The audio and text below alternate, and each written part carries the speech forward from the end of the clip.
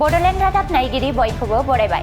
आसामनि गिबि मन्त्रि हिमन्त बिश्व शर्माया नसुंसे हादर बांलादेशनिसिम मोनसे गोख्रों सांग्रांथि रादाब होदों। सिलिगुरि करिडरखौ गाहायै सेकेन्ड स्नेक एबा दावनि गोदोना होननानै मिथिनाय जायो, जाय भारतनि सा-सानजा रायजोफोरखौ हादरनि गुबुन बाहागोफोरजों फोनांजाबो।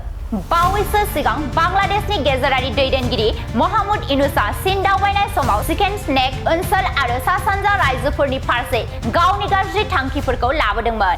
बांलादेशआ भारतनि गोनांथार सिलिगुरि करिडरखौ नोजोर होनो नाजानायनि बेरेखायै आसामनि गिबि मन्त्रि हिमन्त बिश्व शर्माया थांनाय बुधबारखालि बांलादेशनो मोनसे गोख्रों सांग्रांथि रादाब होदों। बिथाङा बुंदों दि सेकेन्ड स्नेकआव जायखिजाया गाग्लोबनायखौ आबुं गोहोजों फिननाय होनाय जागोन।